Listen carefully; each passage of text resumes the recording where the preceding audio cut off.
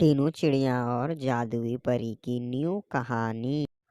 बहुत समय पहले की बात है। एक घने जंगल में टीनू चिड़िया और उसकी एक लंगड़ी बेटी थी। टीनू चिड़िया की लंगड़ी बेटी के कारण टीनू चिड़िया अकेले ही पूरे खेत में काम करती थी। बहुत समय बीत जाते हैं। टीनू चिड़िया देखती है कि उसके खेत में कुछ भी दाने नहीं हुए हैं। फिर बेचारी टीनू चिड़िया उड़ते उड़ते अपने घर की ओर जाने लगती है। वह गांव से होकर अपने घर में पहुंच जाती है। माँ, घर में बिल्कुल भी अनाज नहीं है। तुम्हें तो सब पता है कि इस बार जंगल में अनाज नहीं उगा, इसके वजह से भूखा रहना पड़ रहा। बेटी, तुम बड़ी हो गई हो, अब तुम्हें अपना ख्याल खुद रखना पड़ेगा। पर माँ, कैसे? शहर जाकर मेरी बेटी, ऊपर वाले का नाम लेके तुम कल ही सुबह शहर के लिए निकल जाओ। पर माँ, कैसे? मैं तो सही से चल भी नहीं पाती हूँ, कौन मुझे काम देगा? शहर में तुम्हें कोई ना कोई काम मिल जाएगी मेरी बेटी। अगली सुबह टीनू चिड़िया अपने घर से निकल जाती है। एक पैर ना होने के कारण टीनू चिड़िया धीरे धीरे उड़ने लगती है। वह उड़ते उड़ते थक जाती है। वह हताश होकर ऊपर वाले को याद करने लगती है। अब मुझसे नहीं हो पा रहे ऊपर वाले, मैं अपनी ज़िंदगी कैसे गुजारूंगी? जवाब दो मुझे। एक पैर से मैं अपनी ज़िंदगी को कैसे गुजारूंगी, समझ में नहीं आता। फिर वहाँ अचानक एक खूबसूरत सी परी हाजिर हो जाती है। अरे अरे, बेचारी टीनू चिड़िया, मैं इसकी मदद करने से पहले इसकी एक बार परीक्षा लेनी चाहिए। फिर टीनू चिड़िया उड़ते हुए एक बरगद के पेड़ के सामने आकर सो जाती है। फिर वहीं पर परी आके हाजिर होती है। परी वहाँ पर एक बूढ़ी और खूबसूरत सी चिड़िया में बदल जाती है। कुछ देर में टीनू चिड़िया भी उठ जाती है।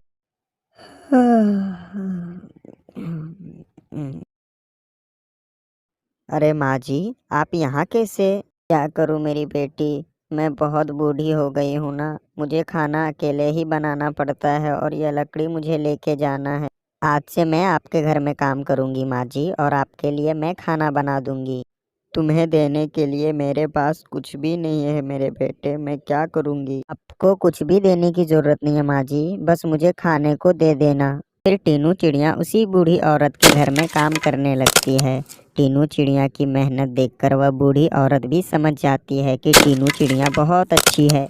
एक दिन टीनू चिड़िया सो रही थी। वह बूढ़ी औरत चुपके से टीनू चिड़िया के पास आती है। वह उसके पैर के पास आकर अपने हाथ से कुछ जादू करती है, और जादू करने के बाद टीनू चिड़िया का पैर फटाक से बाहर आ जाता है। फिर टीनू चिड़िया सोकर उठती है। अरे अरे, मेरा पैर तो ठीक हो गया। ये कैसे हुआ? आखिर ये कैसे हुआ? मेरा पैर आखिर में कैसे ठीक हो गया? मैंने तुम्हारा पैर ठीक कर दिया मेरी बेटी। मैं आपकी यह एहसान कैसे चुकाऊंगी माँ जी, आप ही मुझे बताओ। फिर वह चिड़िया परी में बदल जाती है। यह देखकर टीनू चिड़िया हैरान हो जाती है। मैं परियों की रानी हूँ टीनू चिड़िया, मुझे पता चला है कि तुम एक बहुत अच्छी चिड़िया हो। इसके वजह से मैं तुम्हारी 2 इच्छा पूरी करूँगी। आप मुझे कुछ ऐसा दीजिए जिसकी मदद से मेरी सारी मुसीबत का समाधान हो जाए, बस मुझे वह चीज़ चाहिए। यह लो एक जादुई पोटली। यह एक जादुई पोटली है। तुम्हें इससे जो भी चीज़ चाहिए वह तुम मांग सकती हो। तुम्हें बस इतना बोलना है कि पोटली से बाहर आओ, उसके बाद तुम्हें सब चीज़ मिल जाएगा। अब तुम्हारी दूसरी इच्छा बताओ।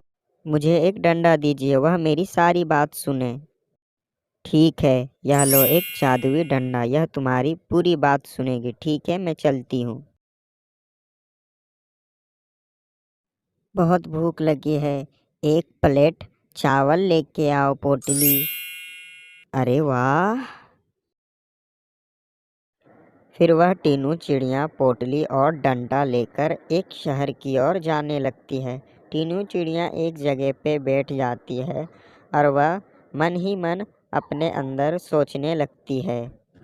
मैं पोटली से एक खूबसूरत सा हार मांगती हूँ। मुझे एक सोने का हार चाहिए। फिर वह जादुई पोटली से एक सोने का हार आकर टीनू चिड़िया के पास जाती है। टीनू चिड़िया फिर उड़ते उड़ते एक किराएदार मकान के घर के पास उड़ते हुए उसके घर में चली जाती है। मुझे एक बढ़िया सा मकान चाहिए। बिल्कुल बिल्कुल, मैं आपको एक मकान दिखाती हूँ। काली कौवी, मेहमान को जरा एक बढ़िया सा मकान तो दिखाओ। फिर टीनू चिड़िया अपने कमरे में चली जाती है। कमरा अंदर से आलीशान था। ये नई मेहमान टीनू चिड़िया को देखकर लगता है कि इसके पास बहुत सारे सोने होंगे, इस पर मुझे नज़र रखनी होगी। अब मैं शहर को घूमने के लिए जाऊंगी। या पोटली के रहते हुए मुझे पैसे की तो बिल्कुल भी ज़रूरत नहीं है। मैं जितनी चाहूँ उतनी मांग सकता हूँ। पोटली से 1000 रुपये आ जाओ। हा हा हा हा हा। अच्छा, तो यह बात है। यह पोटली को तो मुझे चाहिए। फिर मुझे जितना पैसा चाहिए उतने पैसे मिल जाएंगे। मुझे यह पोटली हटानी होगी। फिर रात हो जाती है। टीनू चिड़िया अपने कमरे में सो जाती है। फिर गौरी कौवी चुपके से टीनू चिड़िया के कमरे में आती है। दरवाज़ा खोल के अंदर जाकर टीनू चिड़िया की पोटली ले जाती है। फिर अगली सुबह हो जाती है। फिर टीनू चिड़िया भी उठ जाती है।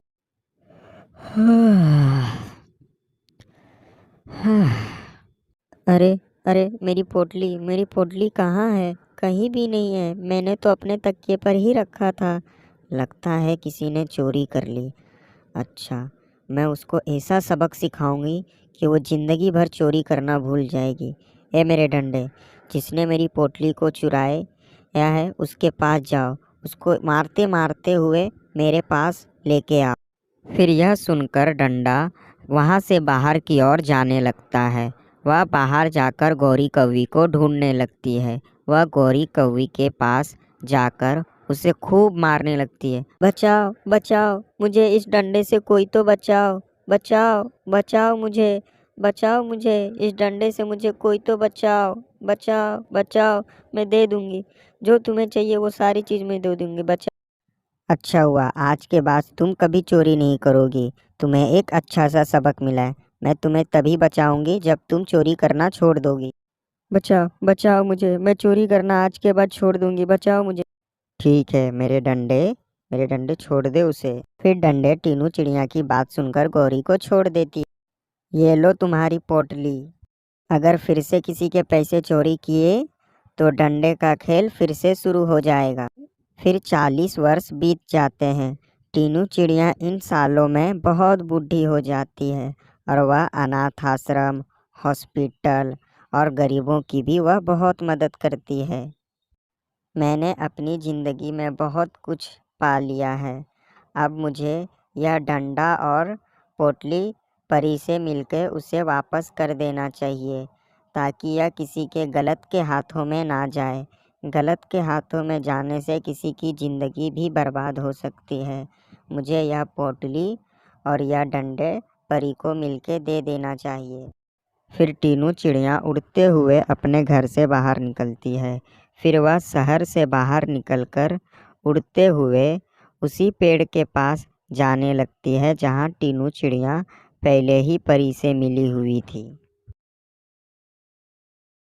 बहुत देर हो गई है, परी अभी तक यहाँ नहीं आई है। मुझे तो यह सब उसे देना था। अरे, तुम कौन हो? क्या तुम्हें परी ने भेजा है यहाँ पर? नहीं, मैं यमदूत हूँ। मुझे यमराज ने भेजा है तुम्हें अपने पास लेके आने के लिए। चलो तुम्हारा दिन आ गया है। अब तुम्हें यमराज के पास जाना होगा। इसके वजह से मैं आया हूँ। ये कैसे हो सकता है? मैं बिना रानी परी के मिले कैसे मर सकता हूँ? मुझे आज भर समय दे दे, उसके बाद मैं आपको खुद ही बुला लूँगी। हम किसी को भी अंतिम समय नहीं देते। हमें यमराज ने तुम्हारे प्राण को हरने बोला है। इसके वजह से तुम मेरे साथ चलो। हे हे हे यमदूत, तुम मेरी पोटली में आ जाओ। टीनू चिड़िया की बात सुनकर पोटली यमदूत को अपने अंदर ले लेता। अब आया ना मज़ा? अब आया यमदूत पकड़ में। हे मेरे डंडे, तुम यमदूत के अच्छे तरीके से खातिरदारी करो। चारों तरफ से उसकी खातिरदारी कर दो। अरे बाप रे, मैं किसका प्राण हरने को आ गया? ये तो मुझे ही मार रही है। अरे बचाओ बचाओ मुझे, कोई है बचाओ मुझे। अच्छा हुआ, बहुत अच्छा हुआ। एक ही शर्त पर मैं तुम्हें माफ़ करूँगा, तुम मुझे एक दिन रहने दोगे। अरे वही होगा, जो तुम चाहोगी वही होगा। रुक जाओ, रुक जाओ, बचाओ मुझे, कोई बचाओ। चलो ठीक है, मैं तुम्हें छोड़ दे रहा हूँ। डंडे, ओ मेरे डंडे, यमदूत को छोड़ दो। पोटली, यमदूत को बाहर निकालो। ठीक है, मैं अभी अपना दूसरा काम करके शाम तलक वापस आता हूँ। मैं तुमसे बहुत खुश हूँ टीनू चिड़िया, तुमने पूरी ज़िंदगी लोगों की भलाई और मदद की। मैं तुम्हें तुम्हारी ज़िंदगी वापस भी कर सकती हूँ और तुम्हें मौत से भी बचा सकती हूँ टीनू चिड़िया। नहीं रानी परी, यह अच्छा नहीं होगा। ज़िंदगी का नियम तोड़ना अच्छी बात नहीं है। मैं वह हर चीज़ पा चुका हूँ जो मुझे चाहिए। मैं आपको आपकी पोटली और डंडे देने के लिए बुला रही थी। ये लो आपकी पोटली और यह डंडा। तुम जैसा चाहोगी वैसा ही होगा टीनू चिड़िया। फिर कुछ देर बाद वहाँ यमदूत भी टीनू चिड़िया के पास चले आते हैं। मैं अपनी ज़िंदगी से बहुत खुश हूँ और मैंने वह हर चीज़ पा लिया जो मुझे चाहिए। अब हम यमलोक ही चलते हैं यमदूत जी, चलो हम चलते हैं। फिर यह बोलते हुए यमदूत जी ने टीनू चिड़िया की प्राण ले ली। बच्चों, अगर ये कहानी आपको अच्छा लगा तो लाइक, शेयर और सब्सक्राइब कर लेना।